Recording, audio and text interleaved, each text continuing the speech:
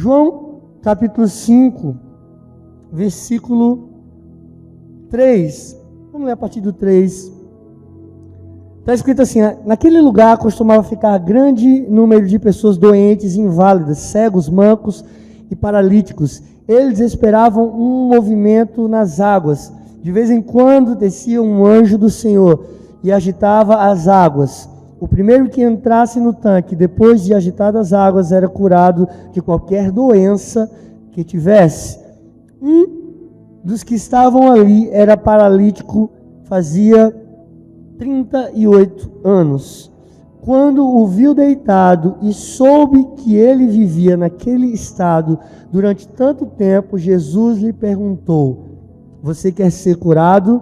Disse o paralítico: Senhor, não tenho ninguém que me ajude a entrar no tanque quando a água é agitada. Enquanto estou tentando entrar, outro chega antes de mim. Então Jesus lhe disse: levante-se, pegue a sua maca e ande. Imediatamente o homem ficou curado, pegou a sua maca e começou a andar. Isso aconteceu no sábado. Amém? Feche os seus olhos. Obrigado, Jesus, pela sua palavra. O Senhor é bom, sua misericórdia dura para sempre. Nós somos gratos ao Senhor porque o Senhor nos resgatou, nos deu a oportunidade de estar na sua casa mais uma vez, neste lugar, ouvindo a sua palavra, ouvindo a sua voz, sendo tocado pelo Senhor, Pai. Que o Senhor ministre algo que toque o mais profundo do nosso coração, para que nós venhamos sair da sua casa cheios do Senhor, para viver o melhor que o Senhor tem para as nossas vidas, em nome de Jesus. Amém e amém. Aplauda a palavra do Senhor, irmão.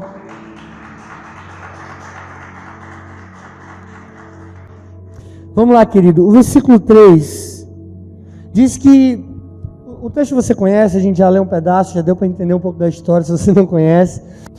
O versículo 3 que nós lemos no começo vai dizer que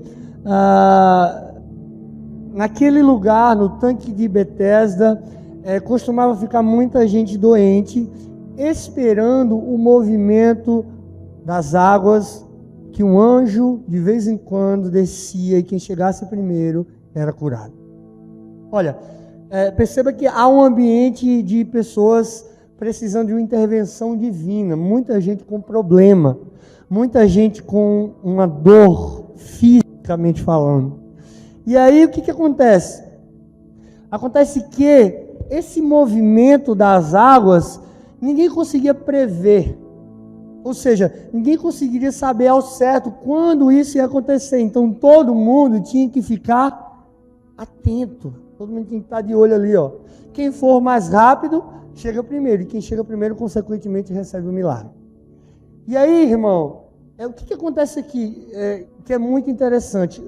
Todas as vezes que você esperar que um movimento externo transforme a sua vida e faça algo por você, você vai se decepcionar.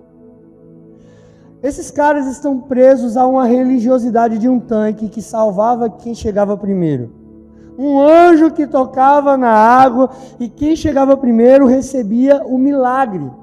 Só que os versículos anteriores vão dizer que esse tanque chamado Betesda, que é o lugar da misericórdia, me parece que não tem misericórdia para quem lá habita, né? Parece que é uma contradição. Porque se o nome é de misericórdia, deveria ter misericórdia para quem está lá. Só que não é assim. Lá é quem chega primeiro. Então se eu não consigo chegar primeiro, eu não recebo. É verdade. E aí esses caras, as pessoas estavam lá, culturalmente falando, estavam presos nessa religiosidade. E aí o problema da religiosidade é que ela vai prender você a um método. Ou seja, funciona dessa maneira. Eu digo insistentemente, constantemente, que Deus, Ele não muda, mas Ele se move. Há uma diferença enorme, porque a gente diz assim, Deus não muda, Deus é o mesmo, é verdade. A Bíblia diz que Deus não muda, Ele permanece o mesmo, Ele é fiel e Ele permanece fiel. Só que, irmão, Deus, Ele se move na minha vida e na sua vida todos os dias de uma forma diferente. E aí, quando eu acho que aquilo que está pronto para mim, e eu creio que aquilo se tornou um método, eu me tornei um religioso. Porque eu acho que Deus trabalha de uma certa maneira, ou seja, eu tenho uma formatação de Deus na minha cabeça, que Deus é assim. Só que Deus nunca vai se enquadrar em o que você acha que Ele é. Na verdade é o contrário. Aí a gente tem que entender, a Bíblia vai dizer que tinha um cego chamado Bartimeu, ele gritava, porque ele sabia, ouviu falar que Jesus estava passando naquele lugar, e ele gritava insistentemente: Jesus, filho de Davi, tem misericórdia de mim. Todo mundo dizia para ele se calar, porque Jesus não ia escutar, mas a Bíblia diz que Jesus escuta, do meio da multidão, aquele homem gritar. Só que quando Jesus escuta, Jesus olha para os homens, para a multidão e diz assim: tragam esse homem. Olha que coisa poderosa. Jesus está dizendo basicamente assim: não sou eu que vou até ele que tem que vir até mim. Não é Jesus que vai sair da realidade dele e entrar na sua. Muitas vezes é você que tem que sair da sua realidade e entrar na dele. É aí que a nossa vida começa a ser mudada. Quando a gente entende que eu posso me levantar, mesmo estando cego, e ir até Jesus, entrar numa realidade que até então eu não conseguiria sozinho, a minha vida começa a ser transformada. Porque uma coisa é fato, irmão, a tua vida pode ser até transformada no meio do caminho, no processo de você chegar até Jesus. Mas a decisão de se levantar e dizer, eu vou até Ele, já faz com que você entre no processo de transformação. E aí esse cara está aqui, esse homem está aqui, e aquelas pessoas estão presas a uma religiosidade de um tanque, de um anjo que desce de vez em quando e toca a vida de quem chega primeiro. Mas o reino de Deus não é sobre quem chega primeiro. O reino de Deus é sobre quem chega. Aquele que for até o fim, aquele que permanecer até o fim, receberá a coroa da vida, que está preparada para aqueles que permaneceram. Não é sobre eu chegar primeiro. A vida inteira, irmão, Jacó tentou chegar primeiro, porque ele achava que ele tinha que ser primeiro para cumprir a promessa de Deus se cumprir na vida dele. E aí ele tentou ultrapassar o irmão, enganou o pai, saiu fugido. E aí o sogro lá na frente enganou ele. Aí ele trabalhou 7 anos por uma esposa, depois trabalhou mais 7, depois trabalhou mais 7 para ter recurso. 21 anos sendo enganado pelas pessoas. Sem perceber que não é sobre chegar primeiro. Se Deus te deu uma promessa, se Deus te chamou, se Ele tem um plano para cumprir e realizar na sua vida, você vai chegar. O teu inimigo não são as pessoas. Você não tem que chegar primeiro do que alguém. Você tem que chegar no final, vencendo os teus limites, as suas dificuldades, o teu próprio eu. Porque Jesus vai dizer, aquele que quer vir após mim, negue-se a si mesmo, tome a sua cruz e me siga.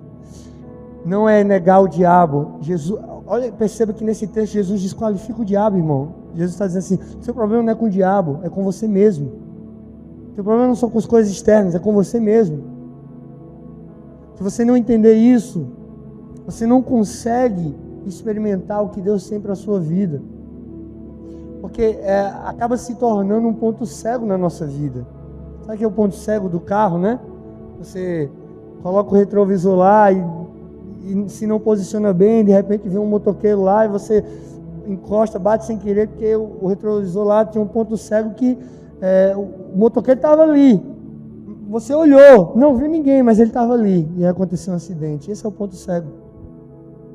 Às vezes a gente precisa ajustar as coisas para poder enxergar de uma forma clara. Amém, querido? E aí o versículo 5 vai dizer que esse homem estava lá, tinha um homem que estava lá há 38 anos. Sabe, querido, o tempo da sua dor diz muito sobre a sua expectativa de mudança. Talvez aquele homem tivesse perdido qualquer expectativa que alguma coisa poderia acontecer mais na vida dele. Lá na frente a gente vai ver o argumento que ele conta para Jesus, que ninguém me ajuda e toda vez que eu tento chegar, alguém chega primeiro do que eu. E aí também quando fala do tempo da dor, também fala da extensividade da dor, porque são 38 anos lidando com aquela situação, lidando com aquele problema. E aí todas as vezes que eu penso nessa mensagem, nesse texto, eu me lembro que Jesus nunca vai vir na minha vida, na sua vida, para te dar uma anestesia, para você aprender a lidar melhor com a dor que você vive. Jesus vem para curar a sua vida e remover de você tudo aquilo que precisa ser removido. Às vezes nós queremos um paliativo, irmão, então a gente vem para a igreja e aí é tão confortável estar no lugar onde Deus está, e aí é maravilhoso, se glorifica a Deus, só que você não quer ser confrontado na sua realidade, você só quer ter a tua dor um pouquinho anestesiada. Jesus não vem para anestesiar a sua dor, para você aprender a conviver melhor com ela. Jesus vem para te mudar e transformar você por completo. O Evangelho não é sobre pegar o homem e tentar fazer ele ser melhor. O Evangelho é para matar você e fazer você nascer de novo. Não é sobre melhor. O Evangelho não tem a ver com melhor. O Evangelho tem a ver com transformação.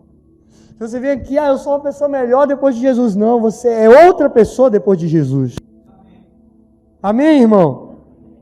E aí, a Bíblia diz no versículo 6 que Jesus olhou aquele homem, viu, enxergou aquele homem, sabia que ele estava naquela condição há muito tempo. O que eu acho maravilhoso de Jesus é que ele não é passivo em relação à minha dor e à sua dor. Às vezes a gente acha, porque ele não interviu no tempo que eu queria, que ele é passivo em relação ao meu problema. Não é isso. Na verdade, Deus está esperando que o tempo, o Cronos, o tempo de Deus com o Kairos, né? O tempo do homem com o tempo de Deus se alinhe para que os céus produzam intervenção na minha vida e na sua vida. Sabe por quê, irmão? Porque no meu tempo e no seu tempo, quando as situações vêm, quando as coisas acontecem, não vem para te transformar, vem para dar para você um ganho emocional, sem que aquilo produza uma transformação verdadeira na sua vida. E aí quando o meu tempo está alinhado com o tempo de Deus, eu tenho uma intervenção de Deus precisa. Por quê? Vou te falar uma coisa. As pessoas chegam para mim e dizem assim: pastor, é muito difícil alguém mudar? Sim e não. Sim e não. Por quê?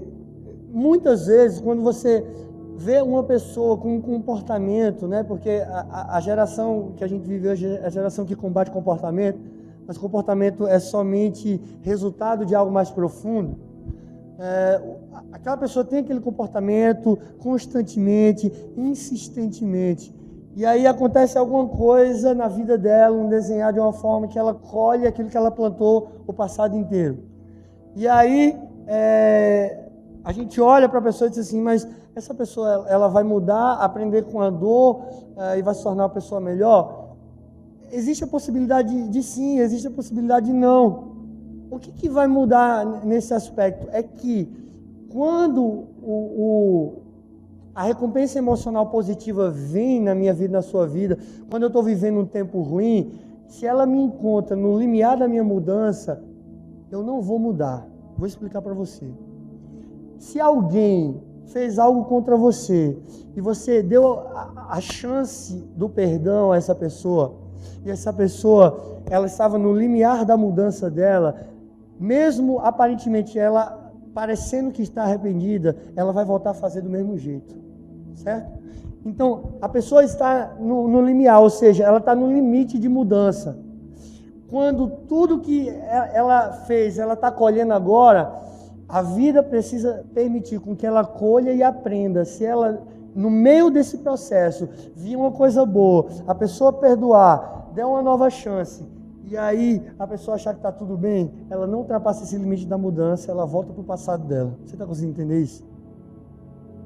Por isso que eu digo, qualquer pessoa pode mudar sim, só que se essa pessoa não ultrapassar esse limite, que é produzido pela dor da colheita do que ela fez no ontem, essa pessoa não vai mudar, ela vai voltar para o passado dela. Irmão, é aqui que muda o jogo. Porque esse cara está 38 anos sofrendo. Jesus poderia ter vindo antes, sim ou não? Claro, mas talvez não produzisse a mudança da vida desse cara. E aí Deus sabe no tempo dele e no meu tempo que quando isso se alinha, aí a minha vida muda. Eu viro a chave na minha cabeça e na minha história. Por que muita gente não muda? Porque o ganho emocional depois da colheita não foi antecipado, ou seja, ela recebeu a recompensa emocional positiva antes de ela realmente se convencer e produzir a própria mudança interna dela. Então ela volta para o passado dela, tá? Porque assim, o ser humano é assim, todas as vezes que você tem a oportunidade de mudar através de uma circunstância que está fazendo a poda em você ou está cortando você, né? Porque poda significa cortar excesso. E aquilo de bom vem antes do tempo, ou seja, vem logo, isso não produz maturidade no coração dentro do processo do indivíduo. E aí, porque não produz maturidade, ele começa a voltar ao passado para sobreviver. E aí, o que acontece? A pessoa começa a repetir o passado. Tá dando para entender, irmão? Tá bom, glória a Deus. Então Jesus não é passivo em relação à minha realidade e à sua realidade. E aí eu quero que você entenda que ele nunca disse que a vida seria fácil, porque ele vai dizer, no mundo tereis aflição, mas tenha bom ânimo, eu venci o mundo. Se não seria fácil, pode ser leve. Vinde a mim todos que estão cansados e sobrecarregados, eu vos aliviarei. Nós vivemos uma vida pesada porque nós escolhemos viver. A gente confunde uma vida difícil com carregar um peso.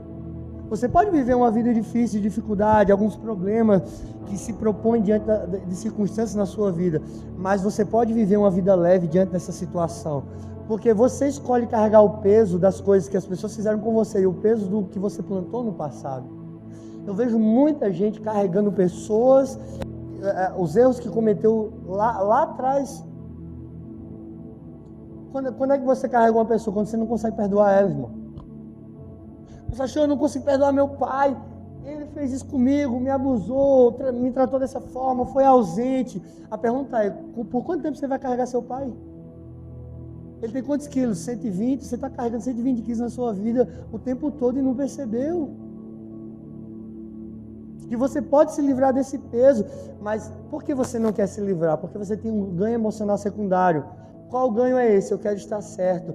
Quando eu perdoo, eu digo que o ofensor está certo. E é um problema. Porque, de fato, de verdade, consistentemente, o perdão não é para o outro, é para você. E aí a gente acha que é o contrário. Quando você perdoa o outro, você está dizendo, que maravilha, o que ele fez comigo está certo. Não, não é isso, irmão. O perdão é um presente que você dá para você mesmo. Eu vejo tanta gente burra, irmão. Perdão a palavra. Eu vejo tanta gente burra que poderia estar puxando a carroça, porque, irmão, pegar as pessoas nas costas a vida inteira, porque não quer abrir mão de estar certo, porque quer imputar ao outro a culpa do que ele fez com ele, e aí fica apontando o dedo, fulano, mas a vida vai cobrar dele, mas as coisas vão acontecer dessa maneira, e isso, aí o pastor chega, você perdoou fulano? Perdoei, mas a vida vai bater, ele vai colher. Irmão, não perdoou não, irmão. Não perdoou. Todas as vezes que alguém deseja a punição do outro é porque essa pessoa não perdoou de verdade. Genuinamente não existe perdão desejando punição para o outro. E aí a gente fica apontando o dedo, não, mas isso e aquilo. Não, irmão, a gente precisa aprender o verdadeiro segredo do perdão até você não perdoar mais. Por quê? Você só perdoa alguém porque você se permitiu ser ferido. Existe alguém que não precisa perdoar um dia? Talvez exista, não sei, irmão. Quando você chegar na maturidade de não permitir que as situações, as circunstâncias, as pessoas não te firam, a ponto de você dizer, eu estou livre, e ela está livre também. Porque isso não é problema para mim. Você está entendendo? Glória a Deus. No versículo 7, Jesus pergunta para ele, né? Você quer ser curado? E aí ele vai contar a história de dor dele para Jesus. Jesus, é que, sabe, acontece um negócio aqui na minha vida. Sempre que eu tento chegar primeiro, alguém chega primeiro que eu, não tem ninguém para me ajudar. Perceba o conflito relacional que aquele homem tem. Ele não tem ninguém para colocar ele dentro do tanque, mas ele teve alguém para colocar ele lá. Sabe qual é o problema? É que por causa das nossas dores, a gente desqualifica quem nos ajudou no passado. Só porque essa pessoa não está ajudando no presente, não significa que ela não foi uma mão amiga alguma vez na minha vida.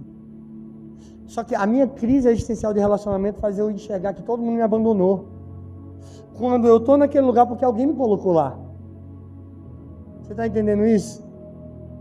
E aí, irmão, isso aqui é verdade, né? Porque esse cara chegou naquele lugar e estava ali há muito tempo. Quando Jesus fala de uma transformação, você quer ser curado. Jesus está falando de coisa presente, de uma realidade atual, do momento agora. Jesus está dizendo, eu quero, chegou o momento da tua vida ser transformada. Aí o que acontece? Ele começa a falar do passado. Quem não me ajudou, quem não fez por mim. Deixa eu falar uma coisa para você, cuidado, para quando a glória de Deus e Deus vir mudar a sua vida, você não está ausente no seu presente. Eu vejo muita gente cometendo esse erro, irmão. Na hora da tua vida ser transformada, você está ausente no presente e presente no passado. Aquela pessoa está lá atrás. Ah, mas olha o que fizeram comigo. Quando não é presente no passado, é presente no futuro. Lá na frente. E Jesus está aqui querendo transformar a sua vida. Mas você ou vai para o passado demais, ou vai para o futuro demais.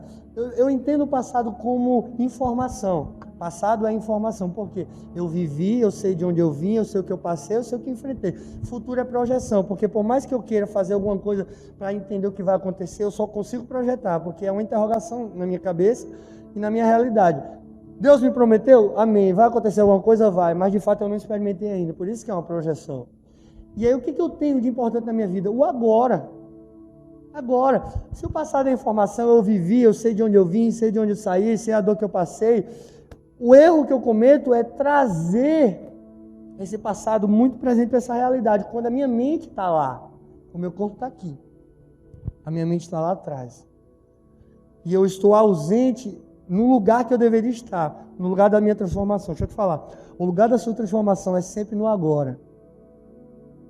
Amanhã você ainda não tem, porque não chegou. O passado você já viveu. O lugar da sua transformação é agora. Se você perde a oportunidade de Deus estar aqui, na igreja, você está ouvindo a palavra de Deus, Deus está trocando a sua vida, você pode ser transformado. Sai daqui, não sei, aconteceu alguma coisa com você, Deus o livre, misericórdia.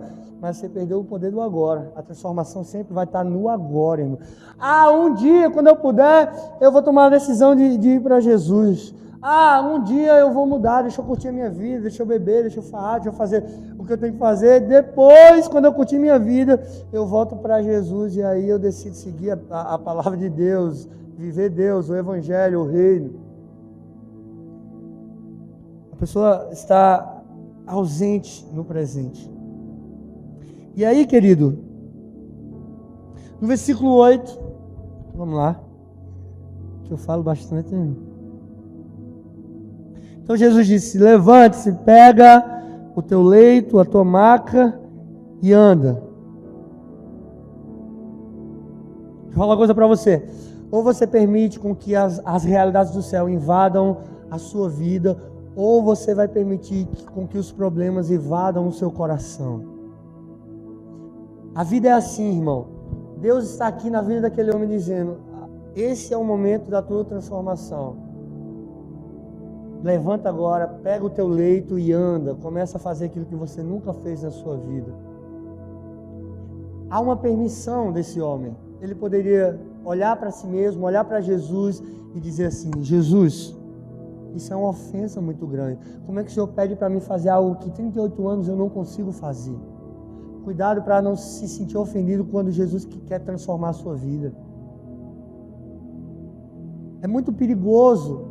Nós olhamos para nós, por isso que eu digo uma coisa para você. Todas as vezes que você estiver enfrentando uma dificuldade, você pode até olhar para você, mas não demore em olhar para Jesus. Você vai se perder nos seus próprios limites, irmão, quando você olha demais para você.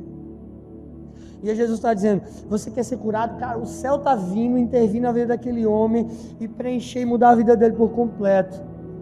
Mas dependendo da minha decisão e da sua decisão, dentro dessa realidade, se eu não deixo, ou seja, se eu não permito com que os céus invadam a minha vida e mudem a minha história, eu vou permitir com que as circunstâncias invadam o meu coração e comprometam a minha vida, ao ponto de a minha vida continuar do mesmo jeito.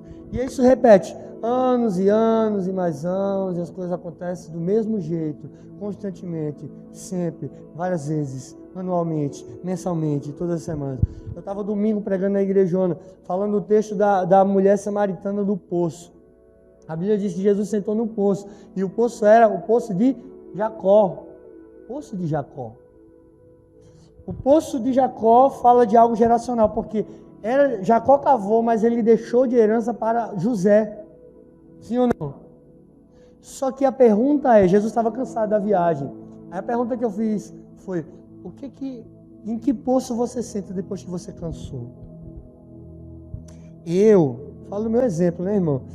Eu decidi não sentar no poço geracional que os meus pais construíram.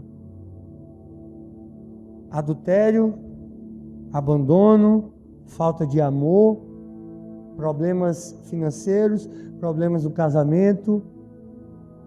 Eu poderia, a gente acha que honrar o nosso pai e a nossa mãe é viver da mesma forma que eles viveram. Na verdade é o contrário. Você honra o seu pai e a sua mãe quando você honra se tornar quem Deus criou para você ser. E aí, muita gente senta nesse poço geracional.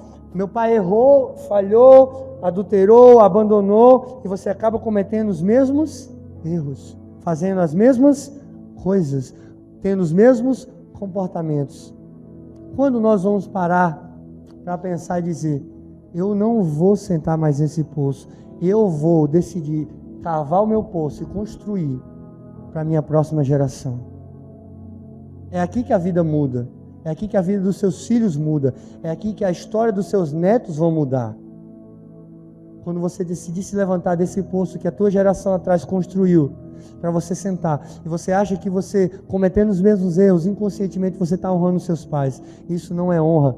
Isso é você abrir mão da sua história para viver a história de um terceiro. Deus te criou para viver algo especial, que ninguém vai viver por você, mas você precisa decidir se levantar desse poço e construir a sua própria história. Amém, irmão? Beleza, deixa eu continuar. Para terminar. Ele poderia se sentir ofendido. Jesus, como? Eu não consigo fazer isso. O Senhor manda eu me levantar e andar. Aprenda, irmão, que o teu coração vai alimentar a sua vida. A Bíblia vai dizer isso em Provérbios, né? Acima de tudo, guarda teu coração, porque dele procede as saídas da vida. Hoje tem muita pesquisa científica. Se colocar lá no Google, o pai dos burros, na internet, você vai ver muita pesquisa falando sobre o cérebro do coração. Não sei se você já ouviu essa terminologia, o cérebro do coração, né? Descobriram que o coração tem neurônios e produzem sinapses. E aí, a vida inteira, os cientistas acharam que era o cérebro que mandava impulsos para o coração para ele agir. E agora se descobriu que o contrário também é verdadeiro, que o coração pode mandar impulso para o cérebro para produzir uma mudança também. Que coisa! E aí, o cara já falava, né? Salomão já falava mais de 4.000 anos atrás: acima de tudo, guarda teu coração, porque dele procede as saídas da vida. É fonte que pode estar entulhada, que se não tiver, vai jorrar para transformar a sua vida, todas as áreas da sua vida.